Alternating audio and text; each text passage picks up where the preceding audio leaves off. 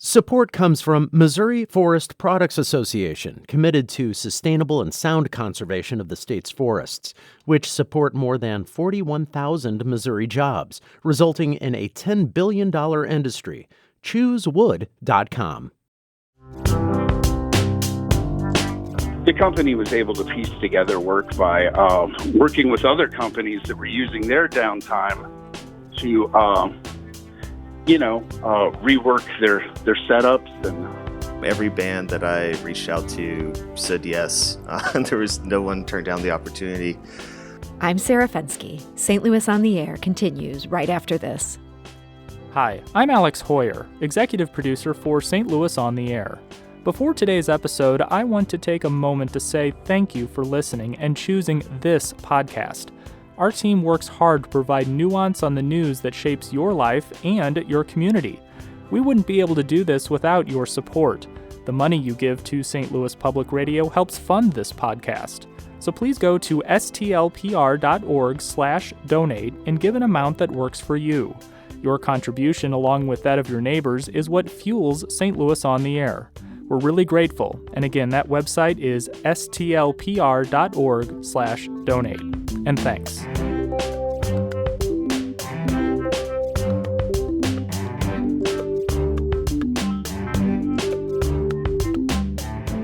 A new concert series kicks off this Sunday, and if you like music from local artists, it should be a good one.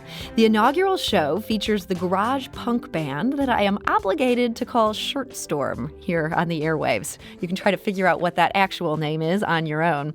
It also features Glory and Perfection and Electric Toothbrush Sisters. You know Electric Toothbrush Sisters, right? Well, last summer, they offered the perfect pandemic sing-along.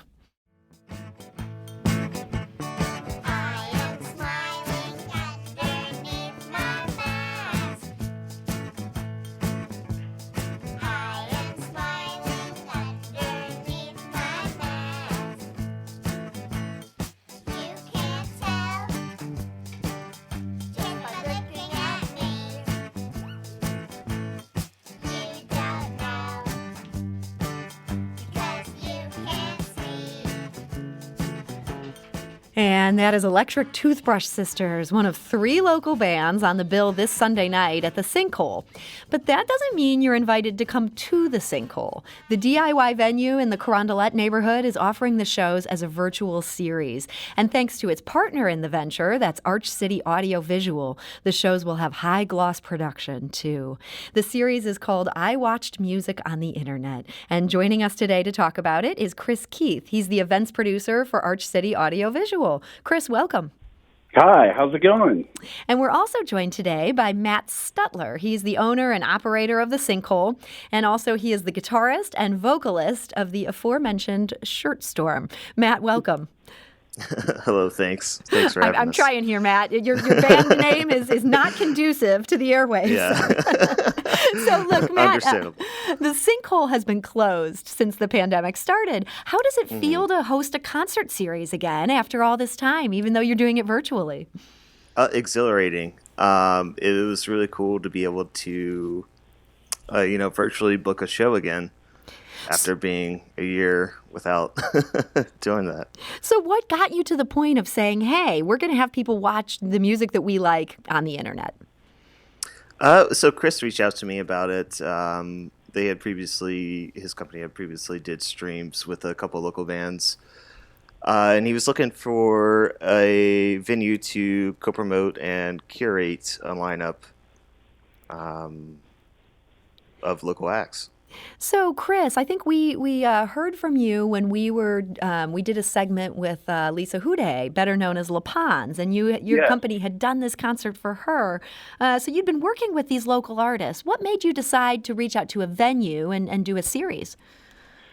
Well, just like you said, we'd worked with a couple of different bands, and I figured this was the next step. And I knew Matt. I'd worked with him on different things. Our bands had played together locally and on tours. And Chris, you're also in a punk band, is that right? Yeah. We're called Maximum Effort. So we can at least say that on the air. Yeah. So you guys have toured together before. It was your familiarity with Matt more than something about this particular venue that made it right for this project? Well, no, the venue also. I actually, in another band, played the inaugural opening night, with a band called Rick Steves, and I've played there several times. Maximum Effort did an album release there, so I'm pretty familiar with the venue, and I love the Sinkhole, so it was an obvious choice. So, Chris, tell us a little bit about what happens then once you decide, hey, we're going to do this concert series. What kind of production values are you bringing to this for the artists? Oh, well, we did a count, and just in lighting fixtures alone, there's about $137,000 worth of lights, and that's without soundboards or any of the other stuff. Wow. So, yeah. Matt, what kind of difference does that make to a band that's trying to look good on a small screen? Well beyond what most of us have performed under previously. So this is fancier even than you would get for an in-person setup? Is that fair to say? I would think so, yeah. Yeah. So this is a whole bunch of fancy lighting. It's a whole bunch of good sound equipment. But I'm sure, even with that, you still need good bands. Matt, that was your responsibility here. Were bands on board for doing this? Yeah, absolutely. Every band that I reached out to said yes. There was no one turned down the opportunity. It was really cool. Every band that's playing this series has performed at Sinkhole at some point in our 5 years of existence. A lot of them have done album releases and various other things at our physical locations. So being able to work with them again in this setting was really cool. So when you were conceptualizing this series, are some bands more suited to a live stream show and some more suited to something where you kind of have to be in person to experience it? I don't think necessarily. I think with all the bands selected, that what they represent musically and creatively can transcend a pre-recorded stream, and also, be able to get their message across regardless of what media that's being delivered in. So, Chris, and the actual, I just wanted to say real quick, the actual use of the light is reflected in the in the type of music. With some bands we didn't, they're not blinking, flashing lights. Some bands require a different feel, and I think our lighting tech, Jerry Dentelman, he did great at that, tailoring each show. Yeah, it's about matching the mood of the band, Sure. I think, which comes through. So, Chris, this is a lot of work that goes into putting these on. I understand these aren't free shows. How are you making this all pencil out so you're not just taking a bath on this? Well, there's a couple of ways. We've reached out to local companies, and we have. We're very happy to say we have 7 sponsors, all local companies. Four Hands, Euclid Records, Planet Score Records, Vintage Vinyl, Odell Brewery, Switchgrass Distillery. Who am I leaving out? STL St. Louis Style. style, yeah. Mm-hmm. So these sponsors are helping underwrite the cost of what you're all putting into it. Sure. And it feels like a big way that these local shows end up helping make money for artists is people can buy drinks and buy the merchandise, and that sort of lifts the tide for everybody. Are people able to do, even if you can't do drinks, can people get the merchandise through this setup? Absolutely. It's all through a website. You can buy tickets, buy merch.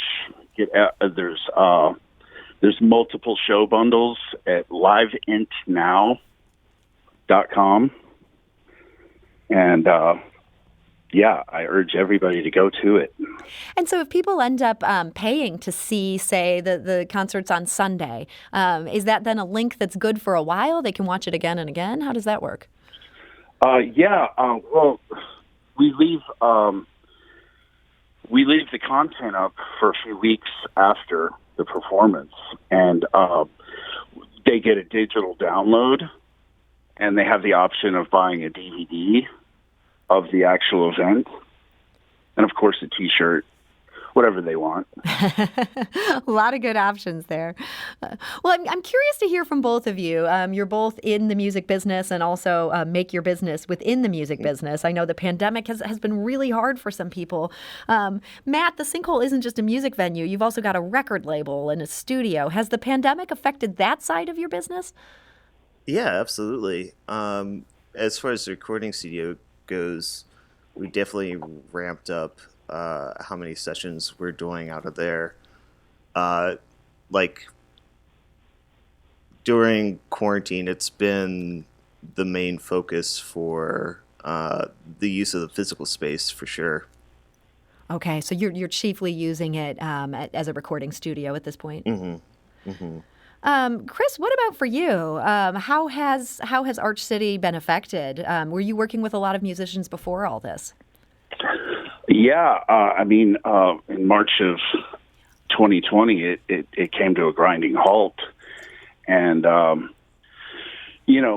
the owners, Robert Scahill and Michael Barton, quickly, we're doing live streams, and one of the first ideas I heard was from Robert, and it was his mention of like, maybe this is a good idea, but then there was the lockdown, and there was just other logistics to get to this point, creating a website, and so that took a while. But in the meantime, the company was able to piece together work by working with other companies that were using their downtime to rework their setups and,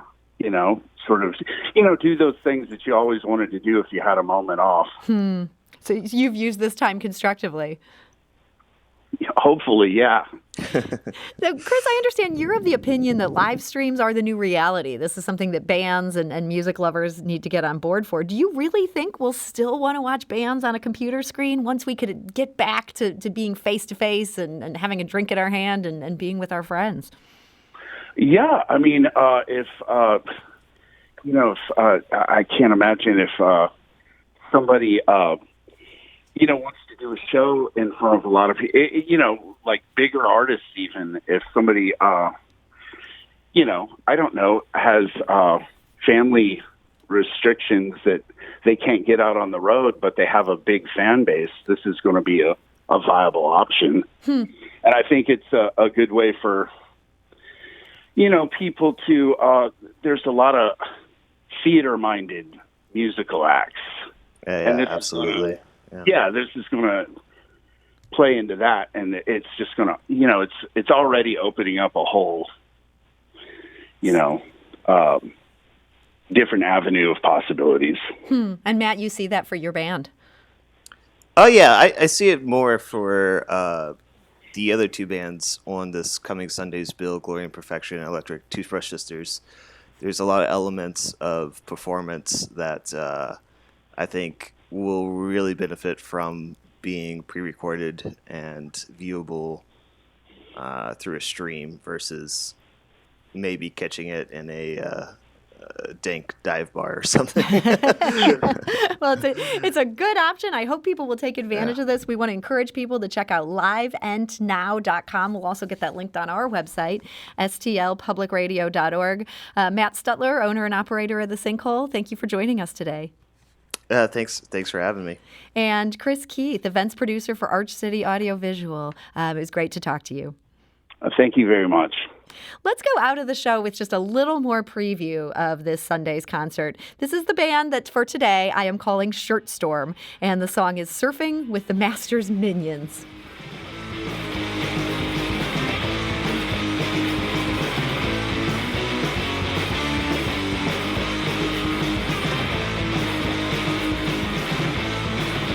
St. Louis Public Radio is a member-supported service of the University of Missouri St. Louis. More reporting from the St. Louis on the Air team is available at stlpublicradio.org. And be sure never to miss a conversation by subscribing to our podcast. You can find St. Louis on the Air on Google Podcasts, Spotify, Stitcher, and Apple Podcasts on the App Store. St. Louis on the Air is produced by Evie Hempo, Lara Hamden, Emily Woodbury, and Alex Hoyer. The audio engineer is Aaron Dorr. St. Louis on the Air is a production of St. Louis Public Radio 90.7 KWMU. Thank you for listening. I'm Sarah Fensky.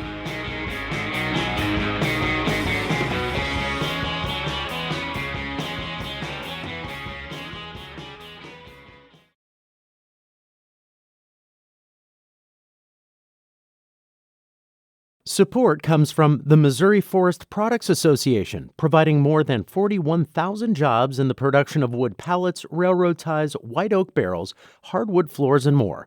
Details at choosewood.com.